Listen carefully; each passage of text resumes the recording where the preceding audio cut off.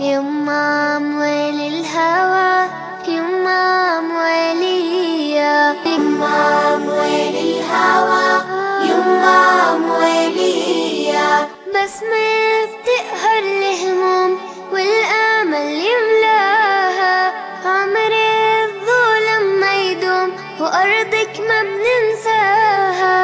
بسمة بتقهر الهموم والأمل يملاها عمري الظلم ما يدوم وأرضك ما بننساها والكون كله بيحضر لعرس الحرية لما موالي الهوى يما موالية أعوذ بالله من الشيطان الرجيم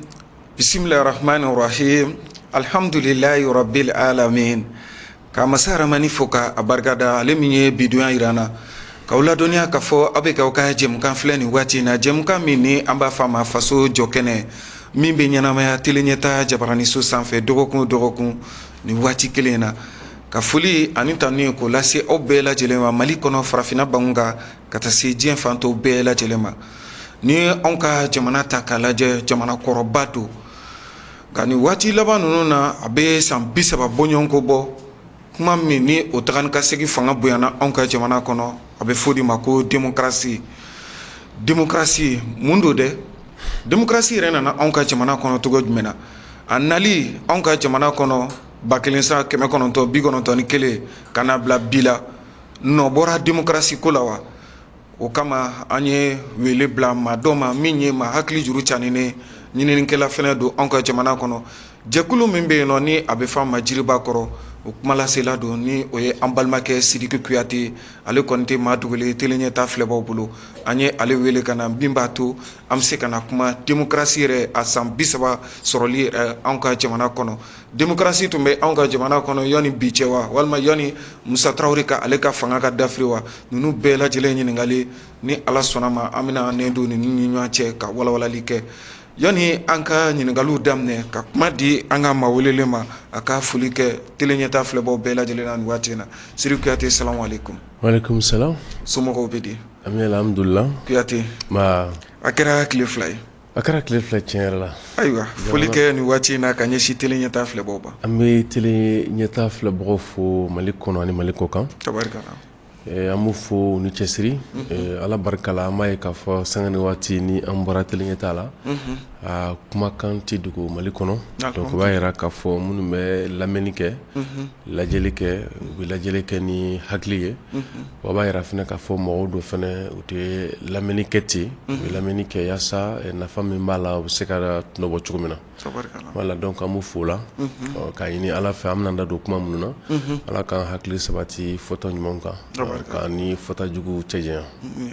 merci. Ayiwa Sidiki Kuyate an bɛ i yɛrɛ fo k'i waleɲuman dɔn sanga ani waati n'an ye wele bila i ma k'a fɔ an kana barosigi kɛ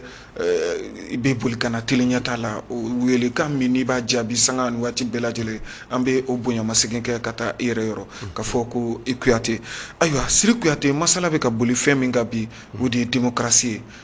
ko démocratie a b'anw ka jamana kɔnɔ san 30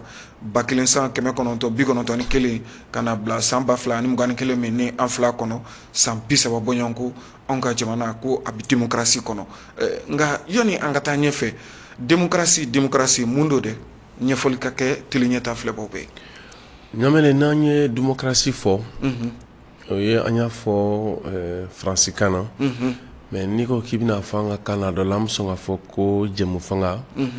dɔw sɔn k'a fɔ ko a bɛ fɔ ma ko bɛya donc dɔw sɔn k'a fɔ k'an bɛ se k'a fɔ dɔrɔn ko jama fanba ka fanga ale ye fɛn ye min bɛ tali kɛ maracogo la maracogo min bɛ yen nin nɔ aw de bɛ aw ka ɲɛmɔgɔw sigi ni aw yɛrɛ ka bɛnkan fɛrɛw ye o ɲɛmɔgɔ sigi min bɛ k'aw fɛ o bɛ kɛ sababu ye aw fana bɛ sɛbɛya dɔ sɔrɔ ɲɛmɔgɔ kan parce que ne de bɛ fanga di mɔgɔ ma a b'a to a ka fanga bɛ tila i n'a cɛ a bɛ sɛbɛya dɔ d'i ma a t'i ka fanga kɔnɔ donc fanga bɛ forobaya démocratie n y'a ye fana ko bɛya a bɛ foroba de kofɔ sɔrɔ forobayali lakana forobayali kalan forobayali baara forobayali ka taa a fɛn bɛɛ bɛ forobaya a tɛ kɛ duduguma ko ye o de kama Kadhafi ala ka hinɛ la ale ko les sociétés non démocrates ne s'intéressent qu'à ce qui favorise une certaine classe ou un certain groupe c'est-à-dire que bɛɛ tɛ jamana minnu kɔnɔ olu ye jamana ye i b'a sɔrɔ u bɛ kɛwale fɛn o fɛn kɛ a bɛ mɔgɔ damadɔ de nafa mais jama fanba tɛ bɔ a nu ma donc bɛɛ démocratie a bɛ tali kɛ foroba min ni o bɛ jɔ jamanaden bɛɛ ye jamanaden bɛɛ bɛ se ka min tɔnɔ bɔ jamanaden bɛɛ bɛ se ka i yɛrɛ ye jamana min sariyaw jamana min sɔrɔ a kalanw c'est-à-dire que a kɛnɛya parce que ni jamana kɛra ko kɛnɛya tɛ bɛɛ ye walima ni jamana kɛra ko sɔrɔ tɛ bɛɛ ye sɔrɔ tɛ bɛɛ ye o kɔrɔ ye jumɛn ye c'est que i b'a sɔrɔ jamana yɛrɛ mara cogo ma fantan bɛ sa fantanya la nafolotigi bɛ sa nafolotigiya la kan b'o de ma sinon dɔw bɛ se k'a fɔ ala de ye nafolo da a b'a non non fɛn tɛ i b'a sɔrɔ sisan jamana kɔnɔ a bɛna ye k'a fɔ ni aw e yɛrɛ tɛ se ko dɔ la ou bien ni e yɛrɛ tɛ hakɛ dɔ la i b'i jigi bɔ nafolo ɲinini kan c'est à dire que kɔni bɛ ta kɛ dɔrɔn dayirimɛ ɲini ye ten dɔrɔn donc i b'a sɔrɔ jamana yɛrɛ dɔw bɛ yen olu dilancogo bɛ taliko de la nafolo de bɛ kɛ ka nafolo ɲini c'est à dire que a bɛ bɔ ka baara kɛ ka nafolo ɲini kɔnɔ a bɛna don min na sisan ka nafolo kɛ ka nafolo ɲini bon nafolo min bɛ kɛ ka nafolo ɲini i b'a sɔrɔ sisan o nafolo fana bɛ ta yɔrɔ min na o ta yɔrɔ se tɛ e ye donc n'o ta yɔrɔ se t'i ye i bɛ to tɔrɔgɔ la i tɛ se ka foyi kɛ i yɛrɛ ye i kɔni bɛ to munumunu salo la donc jamana minnu bɛ yen ni olu forobayaw de bɛ yen olu jamana bɛ wele k'a fɔ ko jamanaw minnu bɛ démocratie kɔnɔna na o de démocratie ayiwa Sidiki Kuyate ni nana anw ka jamana kɔnɔ 1991 de wa walima a tun bɛ anw ka jamana kɔnɔ kabiri 1991 tɛ kelen démocratie a nana anw ka jamana kɔnɔ cogo di walima anw ka jamana b'a si dɔn k'a sɔrɔ Musa Tarawele ka fanga ma bi n'i ye jateminɛ kɛ i b'a ye k'a fɔ fɛn caman bɛ fɔ bi diɲɛ kɔnɔ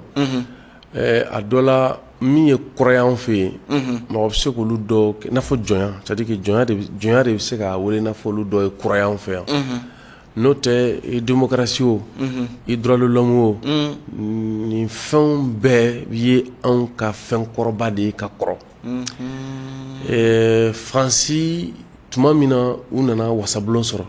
n'a bɛ f'o ma ko assemblée nationale le parlement o de ye Faransɛw bila k'a fɔ ko olu kɛra républicains ye mais ka taa sɔrɔ an ka mɔgɔninfinya farama sigilen don kumabulon de kan c'est à dire que an ka mɔgɔninfinya bada kumabulon de bɛ yen o kumabulon nɔ kan a bɛ ye k'a fɔ ko jamana kɔnɔ jamanaden minnu bɛ se ka taa jamanadenw nɔrɔ bila olu b'u sigi ka kuma min bɛ kɛ ni jamana bɛɛ ka hɛrɛ ni jamanadenw bɛɛ ka nafasɔrɔ siraw ye donc o b'anw fɛ yan mɛnna donc anw fɛ yen parce que n'i y'a mɛn ko kanbɛn o fana tɛ se ka na fo ka taa sɔrɔ bɛɛ y'a miirina de nana n'o ye démocratie bon maintenant kanbɛn an b'o de tubabu b'a fɔ o ma ko la république maintenant kanbɛn mun na a bɛ fɔ ko kanbɛn parce que a bɛ fɔ ko être républicain c'est savoir rechercher dans un débat public un accord qui prend forme dans une loi. Donc i b'a ye k'a fɔ n'i y'a ye ko sariya taara c'est que aw ye ɲɔgɔn kumaɲɔgɔnya de aw ka ɲɔgɔn kumaɲɔgɔnya nana kɛ aw bɛnna min na ye aw bɛnna min na o de bɛ taa sisan k'o kɛ sariya ye i m'a faamu donc sisan kumabulon min tun bɛ anw bolo o b'a yira k'a fɔ ko mɔgɔ dɔ tun tɛ wuli i yɛrɛ ma dɔrɔn k'a fɔ n bɛ fɛ jamana ka kɛ tan non jamanadenw b'u yɛrɛ ye mɔgɔ minnu na cɛ kunda muso kunda mɔgɔkɔrɔba kunda kulu kunda olu dama de bɛ sigi ka kuma jamana kɔnɔdenw kun kan o jamana kɔnɔdenw mana olu ka hakilina mana bɔ ni min ye i b'a sɔrɔ n'aw bɔra kɛnɛma hali ka bɛɛ fara ɲɔgɔn kan o kelen don a tɛ wuli donc o mɔgɔw tun bɛ sigi donc an ka mɔgɔninfinya sigira kanbɛn kɔnɔ mais n'i ye Faransi ka kanbɛn sɔrɔ wagati jateminɛ o kɛra u ka révolution min kɛra u fɛ san 100 kɔfɛ yan u ye révolution kɛ en 1789 u ye san 100 wɛrɛ de kɛ tugun ɲinini kɔnɔ pour que ka bɛn o kan mais o y'a sɔrɔ an tɛmɛ a mɛnna donc pratiquement n'an bɔra o waati kɔnɔ ka na yanni ka na sandaniw na tɔw nalen an ka mɔgɔya kɔnɔ ka na tiɲɛniw kɛ fo ka na taa se an ka DERA ma an ka DERA taara ni bɛɛ de ye n'o ye an ka indépendance an bɛ indépendance ta wagati min na fɛn o fɛn bɛ wele ko bɛɛ y'a ko de don o bɛɛ tun bɛ anw fɛ yen fana bɔra an kun ta t'an yɛrɛ ye m'a faamu donc kabiri an ka jamana ka yɛrɛma hɔrɔnya ma ta an bɛ se ka fɔ démocratie tun b'anw fɛ yan voilà maintenant i se ka démocratie fɔ o wagati parce que o y'a sɔrɔ a ta t'aw yɛrɛ ye o de bɛ se ka kɛ majɛ o wagati mais wagati min na an bɛ ta n'an yɛrɛ an bɛ se k'a fɔ an y'an ka bɛɛ y'a ta ni démocratie parce que o de sisan a nana da kɛnɛ ma parce que i se ka démocratie fɔ k'i to mɔgɔ bolo donc n'i bɔra mɔgɔ bolo wagati min na i bɛ se ka min fɔ o wagati o de démocratie n'o tɛ mɔgɔw bɛ waso ni bi démocratie fɛn caman ye n'o ye ko kanabila fɛta fɔli la liberté d'expression i y'a mɛn ko liberté d'expression c'est que kunnafonidilaw de tun bɛ yen kunnafonidi siraw de bɛ kɛ n'a ye mais Modibo Keyita filɛ a ka kunnafonidi sɛbɛn tun bɛ yen nɔ min bɛ wele k'a fɔ ko Leydi Kɛnɛdugu n'o ye Kɛnɛdugu ɲɛkili ye Amadu Jikɔrɔni ka kunnafonidi sɛbɛn tun bɛ yen min tun bɛ wele k'a fɔ ko an m'an yɛrɛ ta i m'a faamu donc ni jamanaw ni fɛn caman tun bɛ yen minnu tun bɛ kɛ sababu ye ni mɔgɔw tun bɛ se k'u fɛla fɔ kunnafoni dili sira kan ka taa sɔrɔ an m'an ka indépendance ta o bɔlen kɔfɛ yanni an m'an ka indépendance ta o y'a sɔrɔ parti caman fana tun bɛ yen parti caman tun bɛ yen a caman tun bɛ yen mais parti minnu kun don a wagati a caman kun ɲɛsinnen don kabilako ni siyako ni bɔrɔko ni fɛn kɛ o parti misɛnnin caman tun bɛ yen a bɛ taa fo 20 ni kɔ la i m'a faamu donc pratiquement mais an m'an ka DRA ta parce que a bɛ fɔ ko l'histoire récente de l'Afrique nous enseigne que les nations africaines sont engendrées par un appareil d'État dûment mis en place par l'action des masses populaires organisées au sein des partis politiques et mouvements politiques. Donc, an ni jamana nunu sorola ka bɔ k'an ka yɛrɛma hɔrɔnya ta ka bɔ jɔnya kɔnɔ ni partiw ni a bɛ fɔ minnu ma ko lamakadaw n'o ye mouvement ye olu ka wuli ka jɔ de nana an ka ni jamana ninnu di an ma donc o b'a yira k'a fɔ ni maa min ye démocratie kɛ parti ko ye o tun b'an fɛ yen o tun bɛ yan o tun bɛ yen ka taa sɔrɔ an ma hali indépendance ta fɔlɔ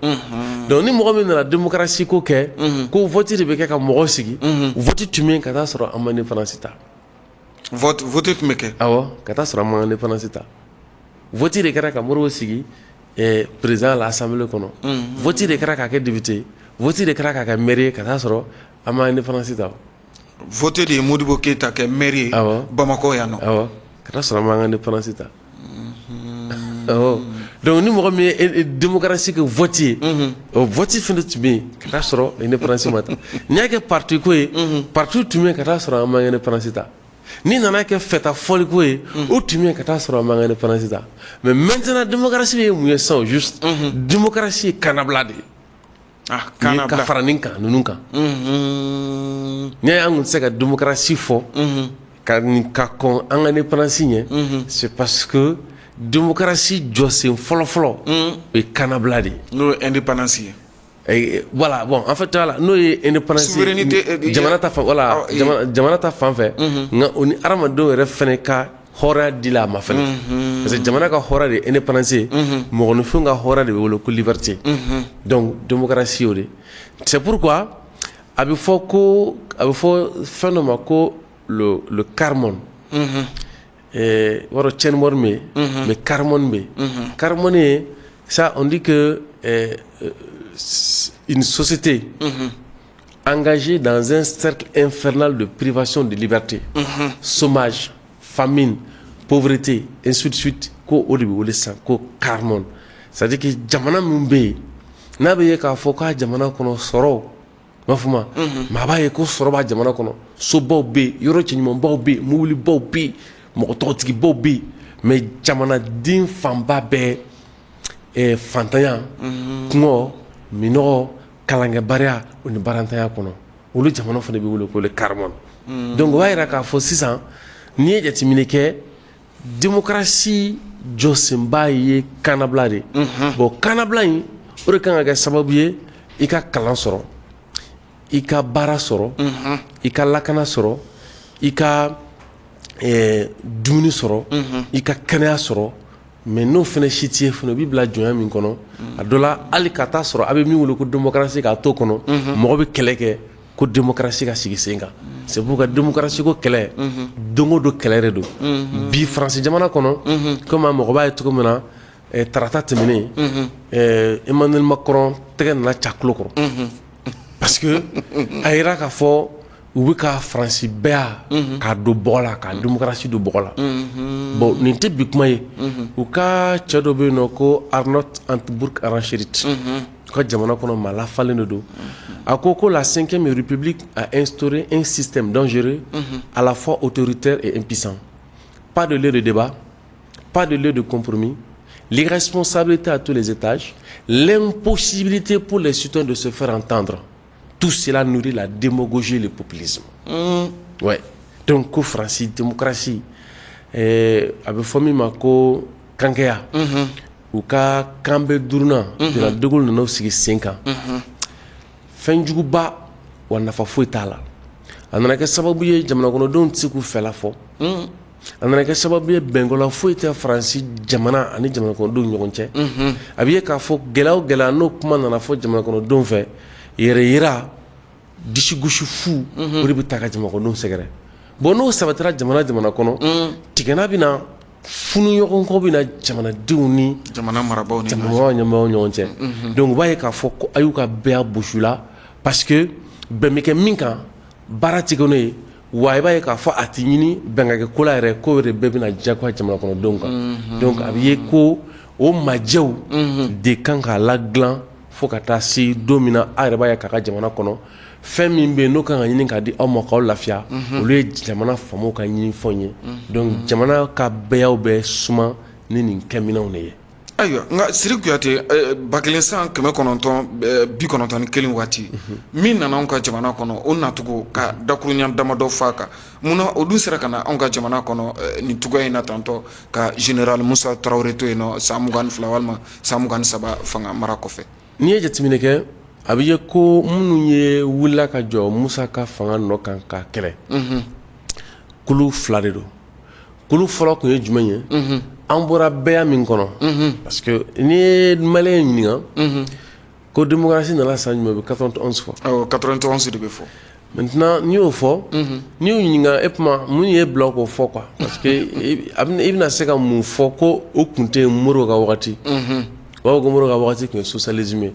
comme si n'a fɔ socialisme kɔnɔna na démocratie t'o kɔnɔ quoi alors que parti socialiste bɛ ala an ka parti ninnu fanba ale adama ninnu ni RP ninnu bɛ parti socialiste donc u bɛ kumaw fɔ ten parce que n'a ma f'u ɲɛna da dɔ fɛ ko nin ye démocratie ye u yɛrɛ t'a faamu k'a fɔ ko yan ko démocratie tun bɛ mais kabako kɛra mun ye c'est que minnu wulila Musa nɔfɛ olu caman ka laɲini tun ye ko an bɔra min kɔnɔ démocratie min kɔnɔ Modibo ka wagati n'o ye k'a fɔ ko kun ɲɛsinen don faso jama ka hɛrɛ min ma k'an ka taa o de ma. Mɔgɔ kelen ko ka dabila. O ka dabila. Maintenant dɔw ka hakilina tun ye mun ye non Musa ale mɛna fanga la a ka bɔ yen ten anw kana. Donc maintenant sisan laɲini kun ye gɛlɛya min bɛ jamana kɔnɔdenw kan o wulili min ye Musa nɔfɛ kɛlɛbaw caman nana kɔfɛ surtout minnu ye fanga sɔrɔ ka na Musa kɛlɛli dan dɔrɔn ko le multipartisme ka kɛ n'a fɔ o de tun ye maliyɛnw ka gɛlɛya ye ka taa sɔrɔ kabi Modibo ka wagati komi jamanaw kɔnɔ a yera ko farajɛ jamanaw an y'an yɛrɛ bɔ minnu ka jɔnya kɔnɔ u bɛ don kulu dɔ la ka kulu dɔ su ka bila ɲɔgɔn na u ɲɛ siranɲɛ ma u nana parti ninnu ma ka kɛ kelen ye parce que an ka jamana ninnu ye jamana ye u ma sigi kala kelen kan fɔlɔ min kɛra Segu Ture fɛ yen ka na fanga sɔbɔtɔn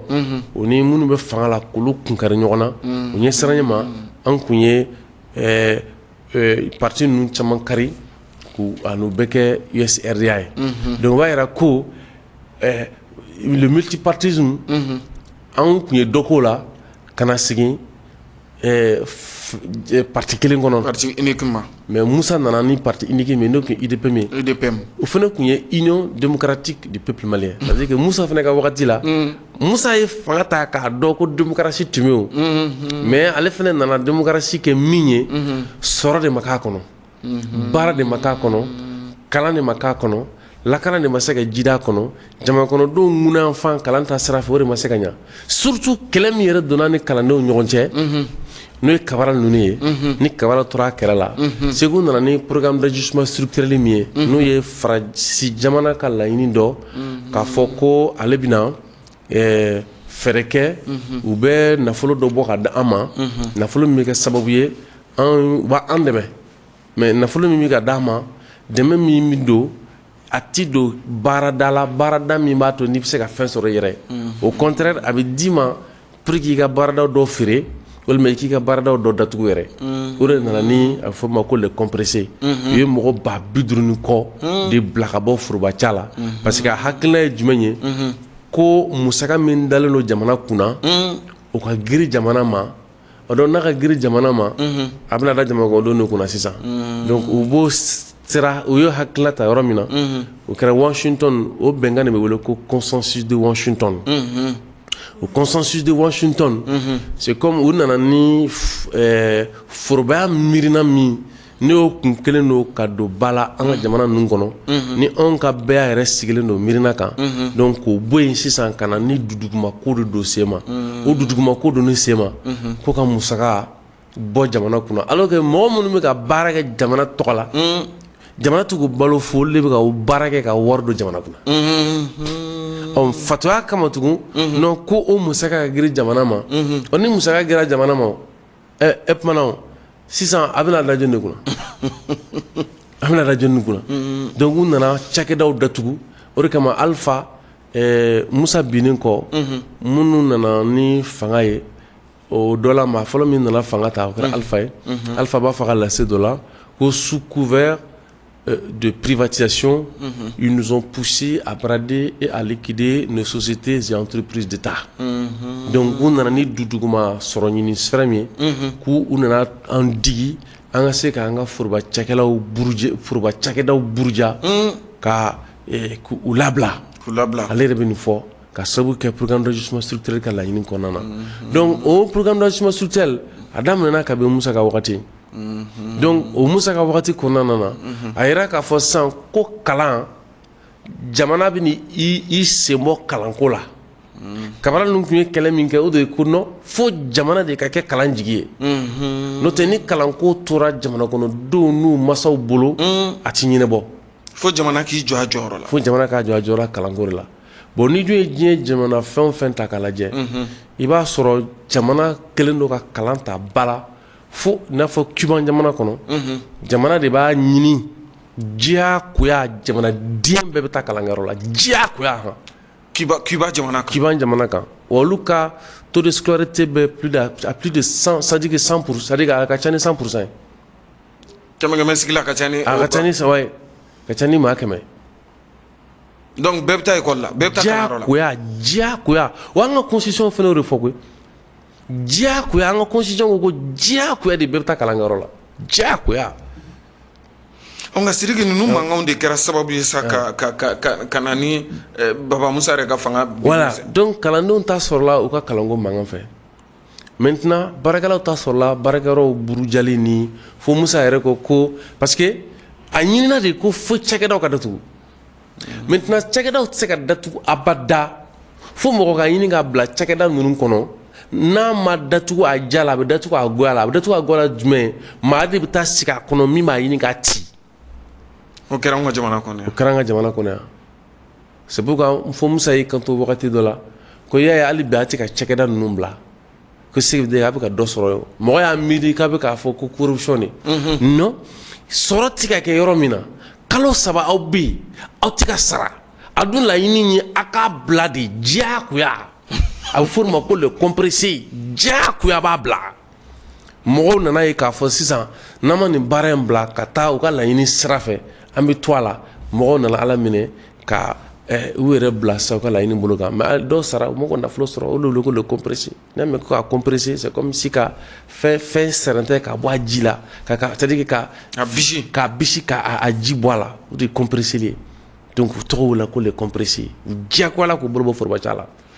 Sidiki Kuyate o gɛlɛyaw nana kɛ wulifɛn ye ba kelen san kɛrɛnkɛrɛnnenya la marisi kalo tile 26 san 1991 général Musa Traoré ka fanga nana dafiri fanga nana dafiri malidenw nana jigiya ta ka fɔ nin ye ɲɛda kura ditɔ ye jamana ma ka b'o donna ka na bila bi la san 30 ani kalo damadɔ gɛlɛyaw bɛ a nɔ la démocratie a ye nafa ɲɛ wa a ma nafa ɲɛ wa ni ala sɔnna ma baro ta ko filanan na an bɛ segin ka na kɛnɛ kan ka se ka walawalali ko la ni ala ka jɛ baara yiriwali bɛ dɔn a taabolow yɛlɛmali de fɛ aw bɛ baramuso ka naji ni mugu sugu 4 de dɔn sɛba dagani poisson o ni tomati sisan baramuso ka najini mugu kelen ninnu kisɛmanw fana bɔra baramuso najini kisɛmanw de bɛ wele ko supergoût dagani supergoût sɛba supergoût poisson o ni supergoût tomate danfara kelen min bɛ baramuso najini mugu o n'a kisɛman cɛ o ye dɔrɔn dɔ ye mugu ye dɔ ye kisɛ ye n'o tɛ o kɛfɛnw bɛɛ ye kelen ye nafa kelen diya kelen wa u si man ca ni si ye baramuso i ta i ka kow ye foli ani tani ko lase aw kelenkelenna bɛɛ lajɛlen ma ni waati in na mankutu kɔfɛ ni o ye société Aminata Konate baramuso an bɛ u maaw bɛɛ lajɛlen fo k'u waleɲuman dɔn an bɛ segin ka na an ka jɛmukan kɛnɛ kan jɛmukan min ni an b'a wele faso jɔ kɛnɛ n'a bɛ ɲɛnamaya tele ɲɛtaa Jabaranin so sanfɛ dɔgɔkun an bɛ o jɛmukan kɛnɛ kan maa welelen Sidiki Kuyate kulu min bɛ an ka jamana kɔnɔ n'a bɛ fɔ a ma jiriba kɔrɔ o kumalasela don an ye a wele ka na bi min b'a to démocratie ko kuma anw ka jamana kɔnɔ masalaw bɛ ka boli o kan ɲininkali to nana dan yɔrɔ min na démocratie nali walima an bɛ se ka fɔ a natoga wɛrɛ anw ka jamana kɔnɔ 1991 waati ka b'o la ka na bila bi la san 30 bɔɲɔgɔnko anw ka jamana kɔnɔ a kumaw cayara Sidiki Kuyate nafa sɔrɔla la wa nafa ma sɔrɔ la wa a kisa bɛ togoya jumɛn na ɲamele o ɲininkali diyara n ye o la an bɛ sigi an ka maakɔrɔ ma n'o ye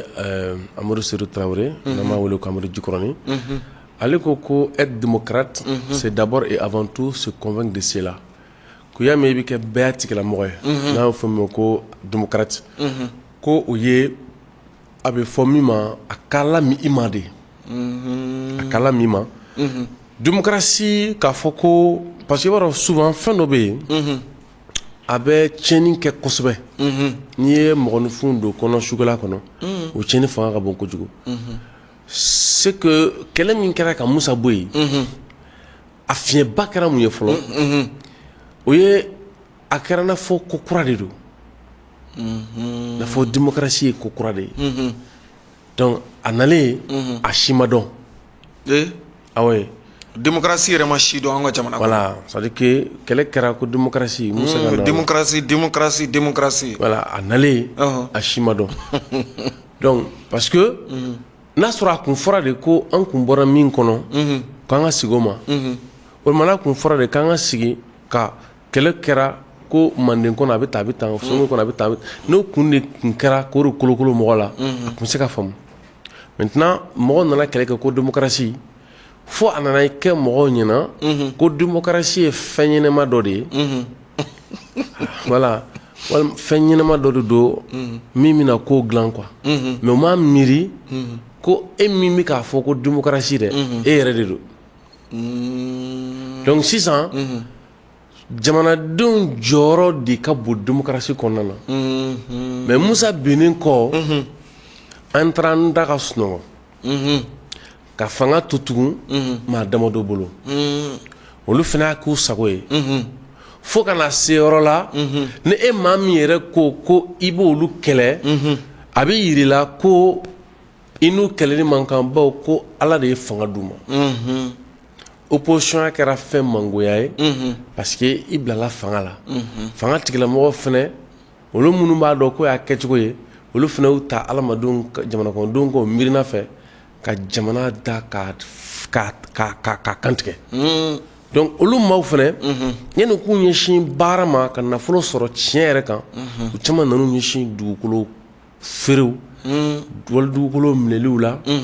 ka na nafolo ta ka u pɔsi fa tetew maintenant sisan olu kɔni ye nafolo sɔrɔ mais jamana nana fɛgɛya k'a kalanko fɛgɛya k'a lakanako tɔw bɛɛ ci donc finalement an nana kɛ fɛn kɔnɔ bi an tɛ fɛn min si dɔn c'est que bi a bɛ fɔ min ma ko la démocratie ne se fait pas à partir de l'extérieur c'est à dire que n'i y'a mɛn ko démocratie jamanadenw de ka ko don o nɔ kan a ti ye k'a fɔ k'u ka ko bɛ latigɛ bilen jamana wɛrɛ fɛ mais minnu nana hali Musa fɛnɛ kɔ olu ma se k'an bɔ o kɔnɔ an tora hali bi programme d'ajustement structurel ka minɛn kɔnɔ an tora hali bi diɲɛ mɔgɔ b'a mɔ k'a d'a ma cogo min na an yɛrɛ b'a minɛ ten fo an nana miiri k'a fɔ ko démocratie kɔnɔna na ko lakana t'a dɔ ye Alpha nana fɔ ko une société c'est-à-dire que ko une armée forte est une menace pour la démocratie ko ni armée labɛnnen b'aw bolo ko bɛ se ka kɛ bagabɛ ka se démocratie ma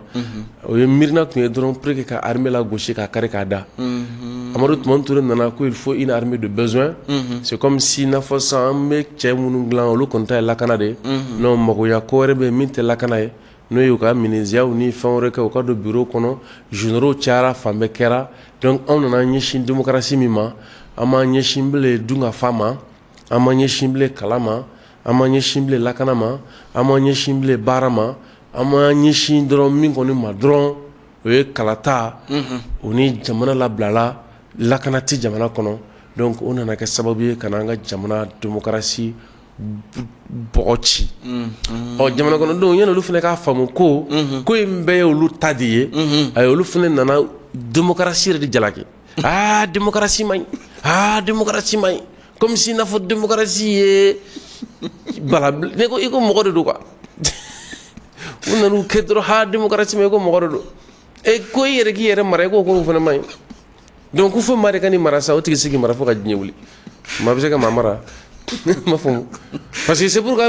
u bɛ kule mɔgɔ dɔ kana min bɛ se k'a kɛ tan non mɔgɔ si foyi tɛna se ka na min bɛ se ka fɛn Sidiki Kuyate ni ne ye ka kuma in faamuya démocratie ye i yɛrɛkun de ye i yɛrɛkun de don kɛ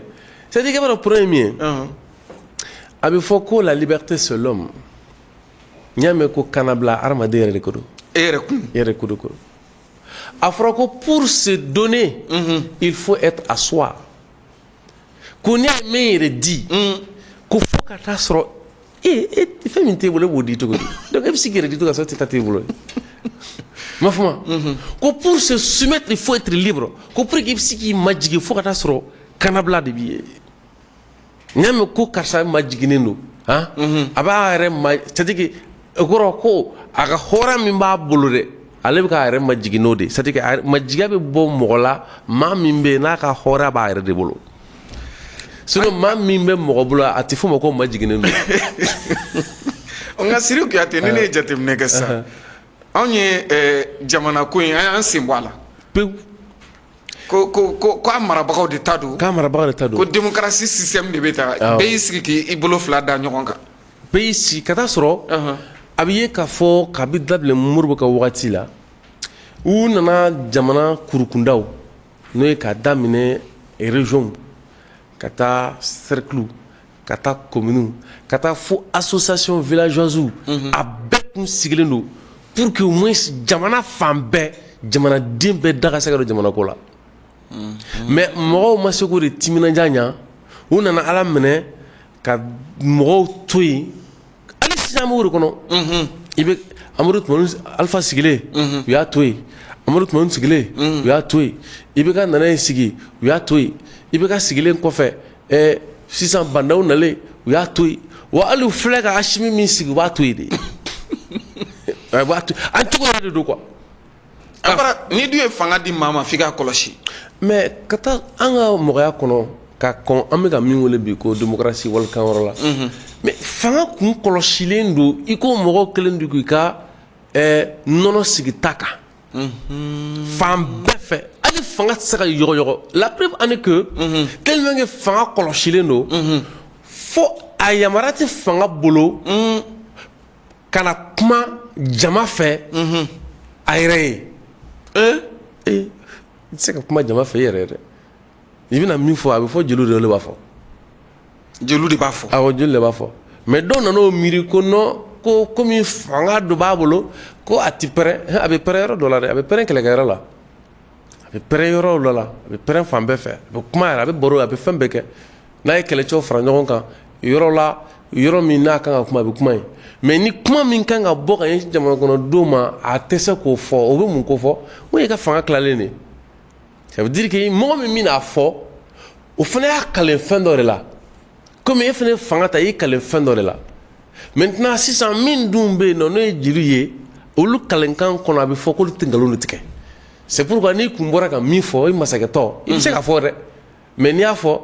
c'est comme n'a fɔ i bɔra dɔrɔn k'i jɔ fajiri maa tɛ dugu kɔnɔ wagati min na ka bɔ ka kuma parce que a dɔ la maaw yɛrɛ tɛ kɛlɛ don ɲinɛ ka bɛn n'a yɛrɛ donc o de kama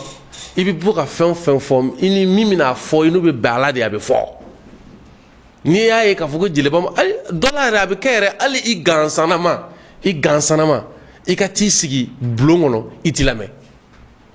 Nka Siri Kuyate ni gɔlɛya ninnu ye anw ka démocratie sɔrɔ tubabu ko tout problème a une solution ni gɔlɛya ninnu bɛɛ nɔ kan anw ka démocratie a bɛ se ka kɛ bɛɛ y'a sabatilen cogo jumɛn na o bɛ se ka kɛ bilen wa a tiɲɛni min filɛ nin pɔrɔkɔtɔ tantɔ jamana kɔnɔdenw hakilina la jamana yɛrɛ maracogoya la dilancogo bɛ nin gɔlɛya in na bilen wa walima fura b'a la. N y'a mɛn parce que an filɛ nin ka min kɛ nin y'a fura dɔ ye o parce que a bɛ se k'an ye fɛn dɔ fɔ mɔgɔw kun hakili ma se min ma k'a dɔn k'a fɔ ko ja e bɛ ka démocratie ɲini maa tɛ e yɛrɛ de don démocratie ka jateminɛ k'a kɛ fɛn dɔ ye wala k'a kɛ fɛn ɲɛnama dɔ ye i tɛ fɛn ɲɛnama min yɛrɛ sugu dɔn k'a ko ci k'i sigi fo an nana se yɔrɔ dɔ la mɔgɔw bɛ kuma fɔ Mali kɔnɔ o de ye danger ye o de i b'a sɔrɔ mɔgɔw bɛ kumaw fɔ mais u bɛ ka kuma min yɛrɛ fɔ u bɛ ka mun de fɔ n'i ko sisan ne tɛ politique fɛ n tɛ politique ko la n'i bɛ k'a fɔ de ko i tɛ jamana ko la awɔ a kɔrɔ de ye n tɛ jamana ko la n tɛ politique ko la o kɔrɔ de n tɛ jamana ko la n tɛ jamana ko la kɔrɔ de ye parce que pratiquement comme u tɛ se k'a fɔ u ka kan de la wa hali a dɔ la n'u y'a fɔ u ka kan na u t'a dɔn a bɛ min ko fɔ n'e ko sisan i bɛ fɛn fɛn wele ko politique o t'an ka jiko ya o t'an ka kuranko ya o t'an ka lakanako ya o t'an ka kɛnɛyako ya o t'an ka baarako ya o t'an ka sɔrɔko ya n ko o ko bɛ maa minnu bolo jamana kɔnɔ olu bɛ ko min o de wele ko politique ne ko k'e t'o la sigi bɛ di e bɛ mun na donc mais dɔw tɛ parce que u y'a kɛ dɔrɔn pour que k'u dabɔ jamana ko la k'u sigi awɔ u ko k'u tɛ nin si la mais fo o faamu de ka dɔn k'a fɔ ko ja min b'an kunna ale kɔni b'an kunna komi k'o ti kɛ cogo si la f'a kalifa ka minɛ dɔ fɛ de n'o tɛ ale ti dɔwɛrɛ si ye ko kalifa minɛbaga kɔ a tɔgɔ c'est à dire que u nana wele ko président ko k'a présider kɔrɔ ye jumɛn dɔrɔn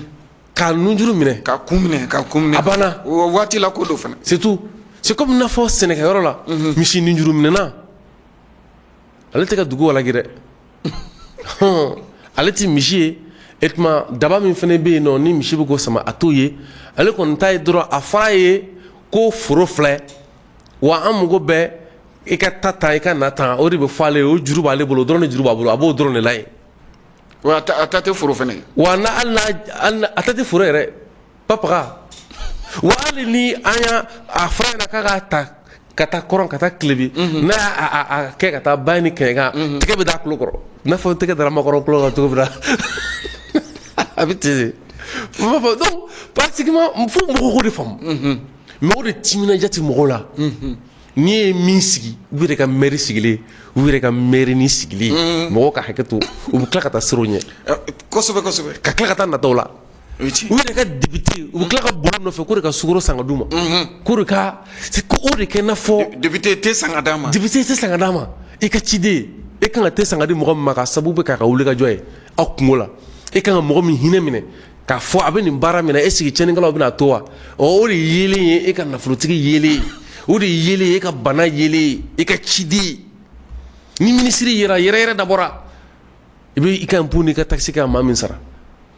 ne tɛ Siri Kuyate maire jamana kɔnɔdenw don man di maire dɔw kan dɛ maire yɛrɛ ka bureau kɔnɔ ayiwa a ko ma nɔgɔn dɛ bon parce que dɔ wɛrɛ tɛ i ka maire gansan talen awɔ talen a dɔw la o bɛ kɛ maire dɔnni min na e b'a sɔrɔ hali parfum ɲuman sanni se t'a ye k'a kasa ja ka taa cɛ la nka o kelen ka taa sigi mairie kɔnɔ dugukolo feerelen fɔ ka furu bɔ parce que drapeau b'a kan na sisan o yeli min kɛ mɔgɔw bolo yɛrɛ ko ye kabako tɛ mais n'an ma bɔ o kɔnɔ an tɛ taa parce que diɲɛlatigɛ gɛlɛya bɛɛ bɛ tali kɛ adamaden hakili de la i ye mun de bila a kɔnɔ i ye diɲɛ kɛ mun ye i ye masaya kɛ mun ye i ye jamana kɛ mun ye i ye hɔrɔnya kɛ mun ye an ka gɛlɛya bɛɛ bɛ an ye mun de bila hakili in kɔnɔ hakili c'est o dɔrɔn maintenant n'a y'an fɛ k'a fɔ ko anw bɛ ka min wele ko démocratie fɛn ɲɛnama tɛ wa e yɛrɛ de ko don e yɛrɛ parce que o e de ka baarakɛminɛn don n'i y'a mɛn ko e yɛrɛ de ko don c'est que a dira e de ma k'e ka baarakɛminɛn k'e de ka baara n'a ye k'i ka jamana bɔ bolo la e y'a da ye ko démocratie ka labaara depuis Ala k'an da kamaraw filɛ u jɔlen filɛ an na nin ye a bɛ mɔgɔ yɛlɛ ko kamara de bɛ k'an filmer i t'a dɔn ko kamaraw tɛ k'an filmer o fo u kun ban ka mɛnɛ an tun bɛ si ja ti bɔ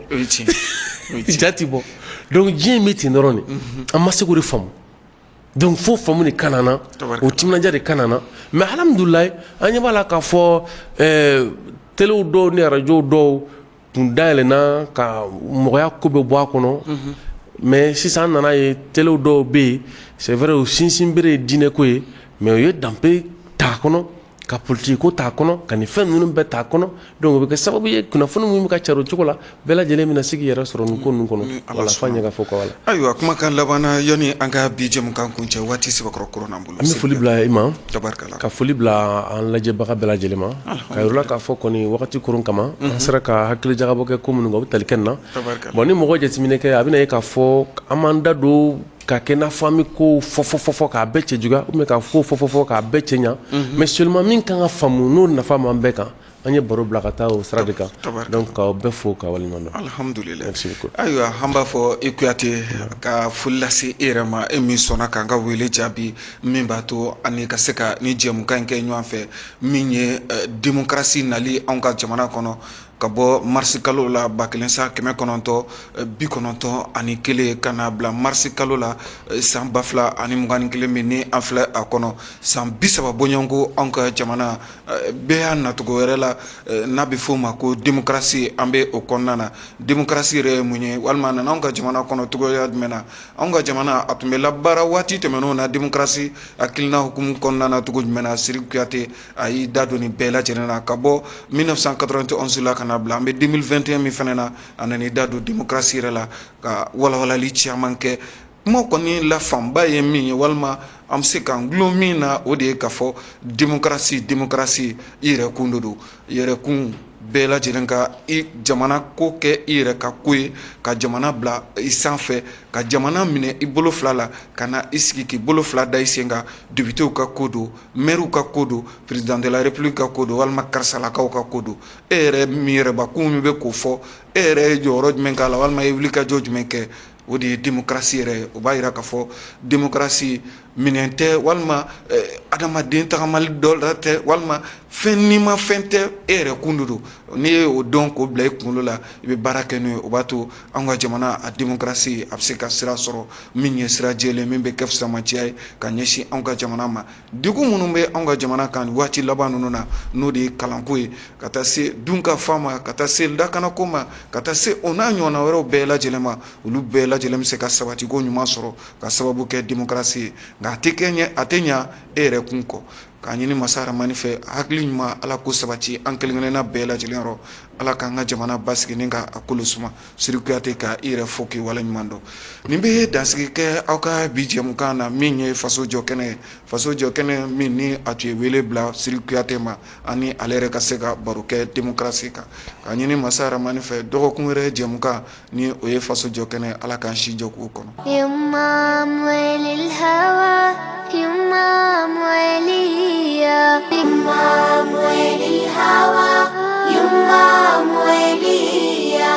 بسمة بتقهر الهموم والآمل يملاها عمر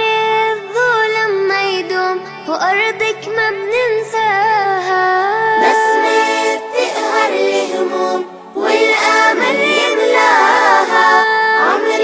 الظلم ما يدوم وأرضك ما بننساها والكون كله بيحضر لعرس الحرية